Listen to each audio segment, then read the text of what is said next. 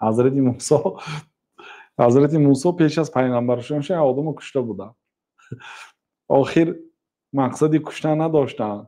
کجا برانگان یک اسرائیلی، همین اسرائیلی های آزرده، اسرائیلی ها، یک اسرائیلی قبطی که جنگ دارد، قبطیش مصری، اینا کوچمنچی بودن اسرائیلی ها، یعنی در مصر زندگی میکردن.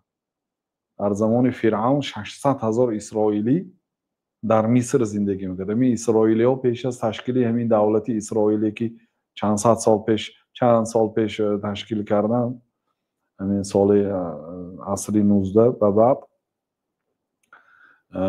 تا همین وقت در آلمان و در بریتانیا و در امریکا و در سمرقند و بخارا و حتی در کنیبادوم ما جهود میگفتن. همین سرتراش ها، پای افضال درست کن ها، دوز ها، پای موز دوز ها، همان ها جهود میگفتن. یعنی مردم ما جهود میگفتن، مراد یهودا بودن در همین سمرقند و بخارا و در دیاره ما و بسیارش بعدی جنگ ها گریختن رفتن به اسرائیل. یعنی پیش از تشکیل شدن این دولتی، یعنی ظالمی که اومده دولتی مسلمان ها رو گرفت، اینا پراکنده بودن. در زمان حضرت یوسف هم حضرت موسی، اینا یوسف اولا هجرت کردند، بعد 80 نفر خشت براشون اسرائیلی ها آوردن به مصر. همین گونه از همین ها موسی هم به دنیا آمدن. حضرت موسی کوچه برون یک اسرائیلی که یک قبطی جنگ کرد، بعد اومده طرف اسرائیلی گرفتن، هم شهریشونه. فوکذه موسی، یک مش زدن که فقضا علیه، مرد، قبطی مرد. پگاه کوچه برون با همین اسرائیلی دیننگی با یک قبطی دیگر کس که جنگ کرد. بعد حضرت موسی گفتن که این ابله تو بوده ای که با همه جنگ میکردی. یعنی دینه شاید حق در جانبی او قبطی بود، یعنی امروز هم با تو جنگ کرد. یعنی آدمی نقص هر روز هم که جنگ نمیکند کو. اگر هم موسی گفت تو منو میکشی، همون اسرائیلی خودشون بدبخت ببینید دین موسی توی نجات دادن، امروز با میخوان توی نجات دهن. لیکن اون گفت که وقتی که موسی به طرفشون رفتن، او اسرائیلی فکر کرد که موسی اومده اسرائیلی میزنن امروز، و الا حضرت موسی با همین طرف اسرائیل گرفتنی رفت شده بودن. قبطی مقصد چی میکردن؟ پیش میکردن که جنگ نکن قدش.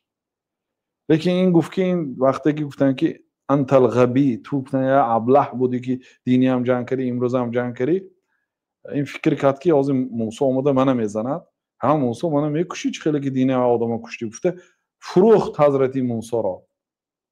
نامردی اسرائیلی ها رو دیدید، و دین حضرت موسی یاردمش کردن، امروز با فروخت دیننگی کشتی کو گفت منم میکشی. میگفته خبر برو.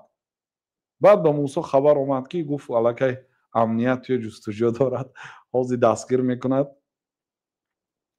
بعد حضرت موسی گریختن، ترک مصر کردن، به طرف مدین رفتن، حاضر مملکت عربستان سعودی. چخیل میرید در طرفش شرم شیخ، هم طرفا مصر یعنی مصر در افریقا هست، یگانه جایی که افریقا با آسیا پیوست میشه این همون جایی که طرف اردن است. اردن به میگذارید و بعد اردن بعد اون مدین همون طرفا میره، اون طرف آزی در کشور سعودی هست، بچه سعودی همونجا رفتن، یعنی ترک کشور کردن.